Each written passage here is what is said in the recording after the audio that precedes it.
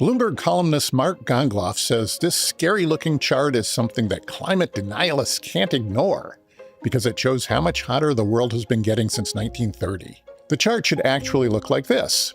How about this terrifying graph showing record warm temperatures? It should look like this.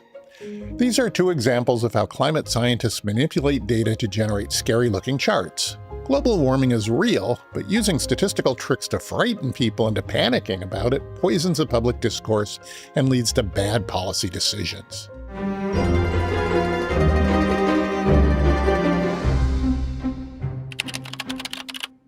Both of these charts are known as hockey stick graphs because they show a sharp, alarming upward turn in temperature. Here's the original hockey stick graph from 1998. It was created by climate activist Michael Mann. The graph that we published told a pretty simple story. You didn't have to understand the complex workings of Earth's climate system, the physics and the math, to understand what this graph was telling us, that there was this unprecedented warming taking place today. By hiding the complexity, Mann exploits widespread ignorance of physics and math to push his point. He refused to reveal his data and methodology. He grafted the scary red line on the right, unrelated to the data in the rest of the chart. He used a biased statistical method to stitch together unreliable proxy data, and the graph dramatically overstated the certainty of past temperatures. Here's a more recent hockey stick chart, this one published by the US government's Global Climate Change Research Program. It measures record high temperatures in the US using ratios. The red bars show the ratio of record high to record low daily temperatures, and the blue bars show the ratio of record low to record high daily temperatures. If there were more record highs than record lows, you see a red line. If there were more record lows than record highs, you see a blue line. And the bar's height is the ratio. The only reason to present the data as a ratio is to create a scary visual in which the alarming-looking red bars get taller and taller. The chart is labeled record warm daily temperatures are occurring more often, but as a theoretical physicist Stephen Koonin explained in his 2021 book, that's not what it shows. Koonin graphed the number of record warm days in the US, and as you can see, they're not occurring more than in recent years. Only when you express the figures as a ratio does it make it look like record high temperatures are increasing. What's actually going on is that the number of record high temperatures is holding steady, while the number of record cold days is decreasing, and that's what's making the ratio lines go up. Koonin identified another problem with the chart. A record warm day is defined as a record up to that point in time, starting in 1895. So in the early years, there were lots of warmest and coldest days because it's easy to set records over short time spans.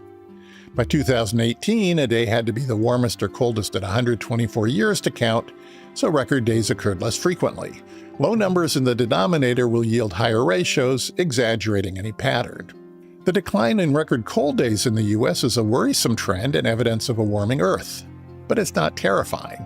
Koonin's chart is designed to educate people about climate rather than to incite panic. When this chart appeared in his book, Koonin's critics accused him of claiming that the Earth was warmer in the 1930s than it is today. But he never made that claim. The graph shows record high temperatures, not average temperatures, and only in the US. It was created to refute the hockey stick chart that was based on the same data. The climate scientist Zeke Hausfather, who has accused Koonin of cherry-picking data, has generated yet another hockey stick chart. This one showing the percentage of the world that reached record high temperatures each decade from the 1850s onward. This chart claims to show that the percentage of places with record high temperatures grew steadily over time and then exploded in recent decades. Mark Gongloff, writing in Bloomberg, claimed that Hausfather's chart refutes the denier bromide that the world was hotter in the 1930s. It refutes nothing, it's just another meaningless chart.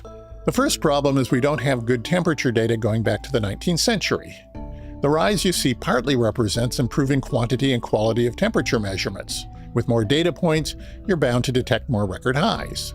The same organization that provided Hausfather's dataset publishes another dataset that accounts for measurement uncertainty, which I use to generate this chart. It's more limited than the dataset Hausfather used.